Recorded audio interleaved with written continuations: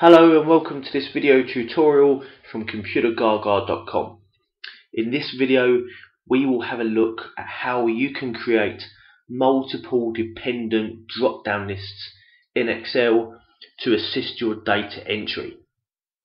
So drop-down lists are great, they provide a very easy way of entering data, but more importantly it will be accurate data. However, if you have quite large lists, you may wish to break that down and provide multiple kind of lists for selection. But the second, third and fourth list, or so on, however many you need, would be dependent on the selection from a previous list. So once we've created a list for list 1 here, the options in list 2 will be dependent on what somebody has chosen in list 1. And then so on, the options in list 3 will be dependent on what they've chosen in list 2. Now, on the other sheet of our spreadsheet here, I have already set up some lists as an example. So the first list will be a list of categories of product, similar to what you would find on Amazon. And then I've got the other list. So if somebody chooses books, I'll get this drop-down list of romance, travel and computing. If somebody selected films, they'll get this drop-down list of different film genres, and so on. They are broken down even further as to if they choose books and then choose romance, they'll get this selection of books.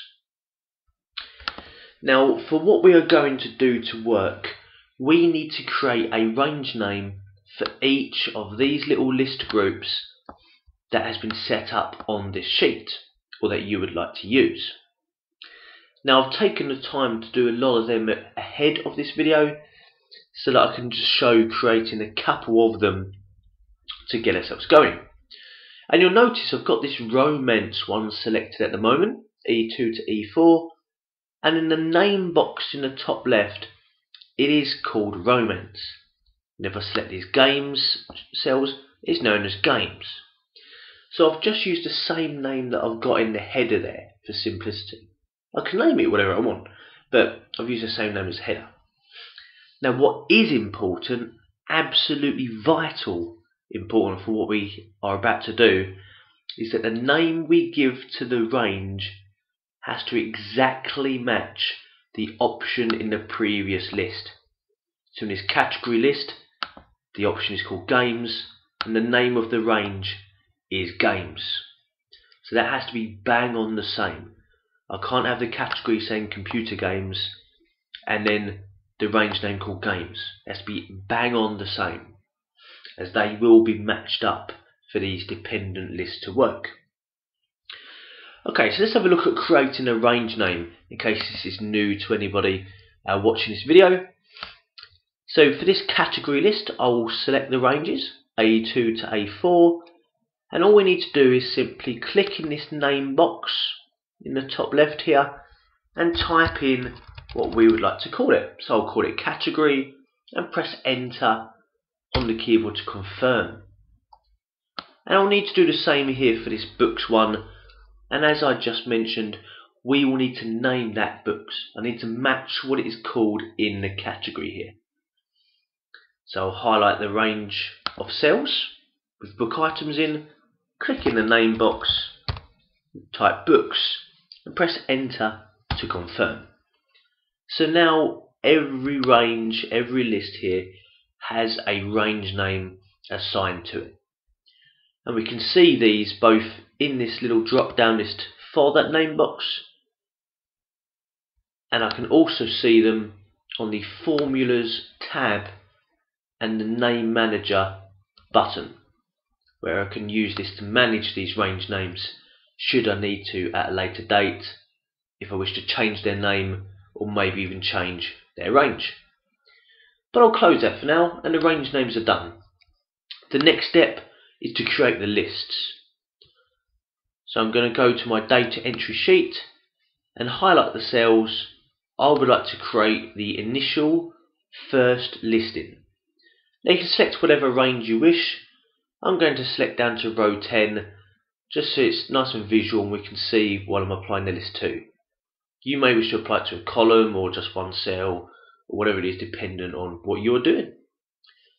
Now I'm going for the Data tab and the Data Validation button. I'm crossing that Data tab so that I can create a list from here. And this first list will be nice and simple. It's because it's the first one, it's just a standard list, and I'm going to reference the range name that I used on that other sheet. So the first list is for categories, so I will type equals category. That is the range name I gave it. I'll have to retype that, I've typed it wrong. Here we go, equals category. And I'll click OK. So that first list is done. All the options in that category list, of which are only 3, these are quite small lists, and now in all the cells from A2 to A10. Okay, now the next list will be that little bit more awkward. So next select B2 down to B10 for the second list. Back to data validation and to create a list, but this time we will be using a function called indirect. So let me close that box for a moment.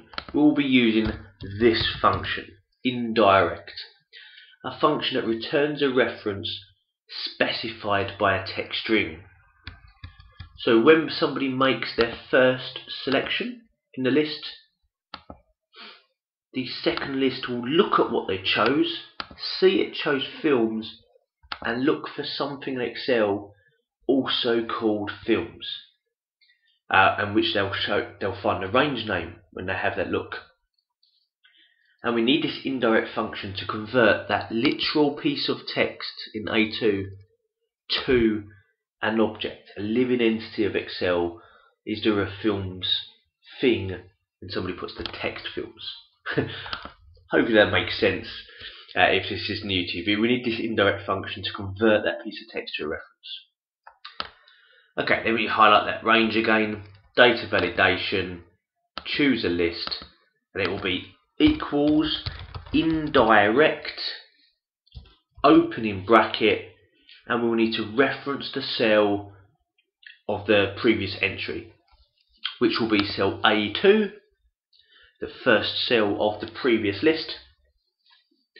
And I will need to take that $ out of before the 2, because I don't want to reference just A2.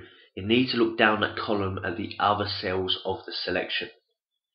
I can leave the $ within the A, take it out, leave it in. It's irrelevant, that one, but I might as well leave that there. $A2, closing bracket, indirect on A2.